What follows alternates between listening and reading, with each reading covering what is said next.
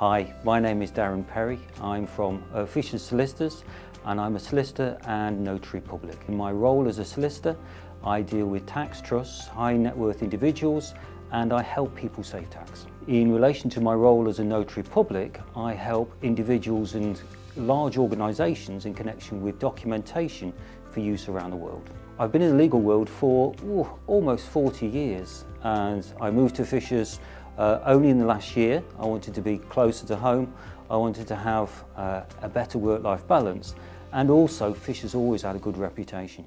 In my role as a notary, I help organisations with their work around the world, and today I've been asked by a corporation in Tamworth to help them with some urgent documentation for use in Ireland. They were lucky to win a contract worth many millions of pounds, and they've been given a day to complete the paperwork. The reason why people need notarised documentation is quite often the country itself demands it. They won't accept anything less, but it's important that it's right. So for example, on this document, it's double ribboned, it's sealed. No one's taken it apart, and if they do, they can't replicate the seal.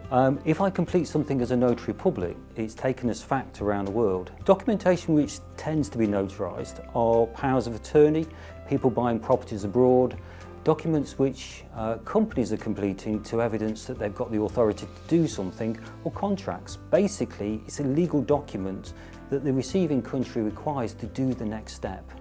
Because all documentation needs to be secure and it needs to be safe, it's really important that it can't be tampered with. Every notary tends to approach it in their own way. For me, I tend to put a corner on the top section, I ribbon it so that it's a complete document, and then I double seal it. The idea is if somebody takes apart the seal, they can't replace the embossing at all. All of these steps mean that the documentation is accepted in the receiving country. It also means the lawyer in the country concerned accepts it's right, and we all know it needs to be right first time. In my role as a solicitor, I tend to deal with most of the UK work. In my role as a notary public, I'm helping people around the world, and always it's urgent, and invariably it involves seeing people at home, at their workplace. There have been many times when I've had to visit people at home to get documentation completed, and in one case I had to go to Yorkshire because it needed to be done that day and they couldn't go anywhere. It's really important the documentation is right, but quite often the client comes to see me and they don't know what they need to do. I had some documentation for a young man who was trying to sell some land in Malaysia, and he brought along the paperwork which had been supplied by his lawyer there, all signed, all completed, all sent back to Malaysia.